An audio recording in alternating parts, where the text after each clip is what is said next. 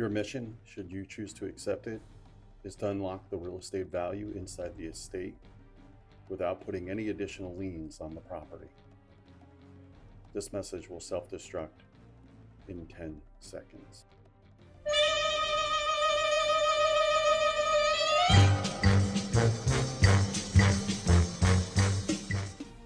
Okay, so this isn't a movie and this will not self-destruct in 10 seconds. Hi, my name is John Marcano and this is Probate Matters. But hopefully what this video will do is it'll give you an insight on how to unlock some of the value inside the estate and get some liquidity that's absolutely needed without putting any additional liens or a lien on the property. So as you know, or maybe you don't know, because you've never been in this situation before, but when you are all of a sudden part of an estate, whether you're the executor or one of the heirs that's going to be a beneficiary at the end, the property is usually the main asset in the estate.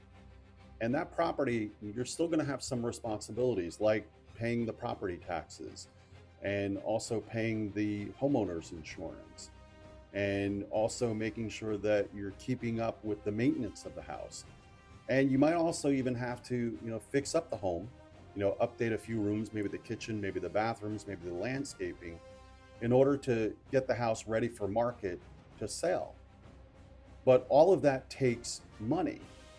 And so in today's video, we're going to talk about how to accomplish all that, get some liquidity into the estate, or maybe just liquidity into your life, even outside the estate, that you just may need because bills are piling up and you can't wait to get to final distribution in 12 to 18 months. So that's what this video is here to talk about today. So how do we do that? Well, a lot of heirs or executors, they just think, well, I'll get an estate loan. The problem is that right off the bat, that property is not in your name. It's not in any of the heirs' names, and it's not in the executor's name. There's also the point of that at the end of the day, you have to qualify. So you have all of your other bills. You have probably your own home and or rental. You have all of your own bills, such as credit cards and leases on vehicles, or certainly monthly payments on vehicles, and then just credit card debt. So can you take on the additional responsibility, even if it was put into your name, or you were able to find a bank that would allow to put a lien on the property? Would you be able to actually carry that additional responsibility? Would you be able to carry the principal and interest, taxes and insurance of another home? And could you qualify for that? Right? So a lot of banks want to make sure that you obviously can qualify, because they're not just going to give you a loan. So can you qualify based on their housing and total debt ratios? Usually it's 33% of the housing. You have to be able to qualify for that, and that's kind of including your house, and 40% total debt based on your income. And maybe you do, maybe you don't, but also, do you have the credit score to do it? They're going to want to make sure that you have great credit, the ability to repay. And so what normally happens is executors and or even heirs in the estate who want to buy the home find out that they just don't qualify in order to do so. So now all of a sudden you have a property that's in the estate. It may or may not be ready for sale, but it hasn't sold yet. And ultimately, like we talked about, the taxes need to be paid, the homeowner's insurance needs to be paid, the maintenance issues need to be kept up on. And unfortunately, most of the liquidity is just, well, there's just none, because until the house sells, that's kind of where it's at.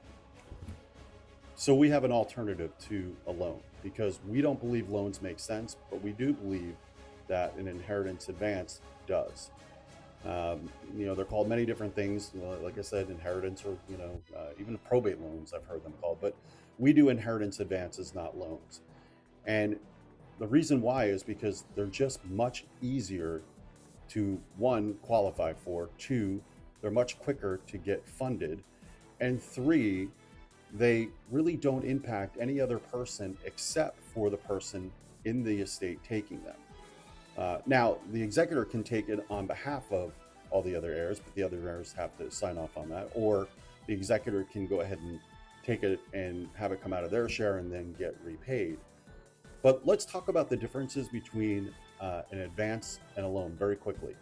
So an advance is just based, you know, quite frankly, only on you being an heir and getting enough to repay the advance at the end at final distribution. There's no monthly payments. There's no, requirement for credit score.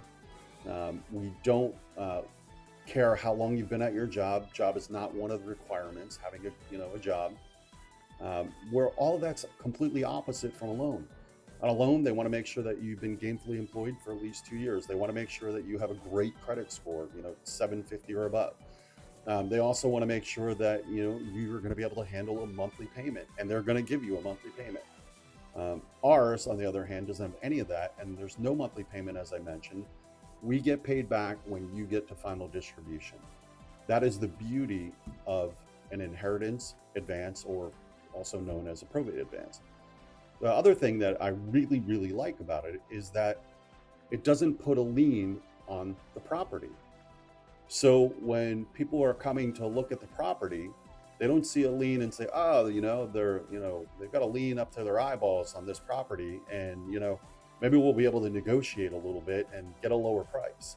It's already a estate home, so they're probably desperate.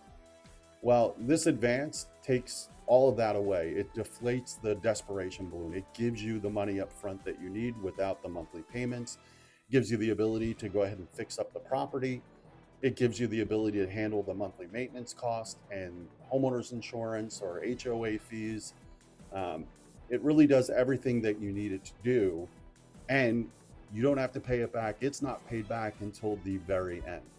So quite frankly, it gives you the ability to unlock all of or partially, the estate value, the estate home, without putting a lien on it, without putting you or any of the heirs through the ringer of getting, qualified for a loan that may take all of those things that we mentioned and up to 45 days to get approved, right? If you get approved at all. So I believe it's the best product in the market for an estate or an heir executor looking to get liquidity for either the estate itself, or quite frankly, sometimes, you're an heir, that you're getting, let's say $100,000 at the end of probate, but that probate process, takes 12 to 18 months, sometimes longer. Well, maybe you have an opportunity right in front of you right now that you can't wait 12 to 18 months.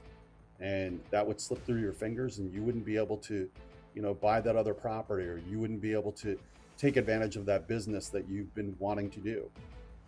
Or quite frankly, maybe the bills have been piling up and you just can't wait 12 to 18 months. Or, maybe your kid's, college semester is right around the corner and you need the money to go ahead and foot that bill. So whatever it is, whether it's, life's bills, whether it's the estate bills, an inheritance advance from Advance My Inheritance can truly help you in a very simple, easy way. Our process is simple, and we typically fund most people in 2 or 3 days, sometimes sooner. So if you have a situation where you're sitting there and you need to unlock some of the value of your estate, please give us a call. Again, this isn't mission impossible. It is actually very possible. So give us a call. We look forward to helping you in any possible way that we can. And if you like this video, or you want to, see other videos, hit the subscribe button, hit the like button, and we'll see you at the next mission.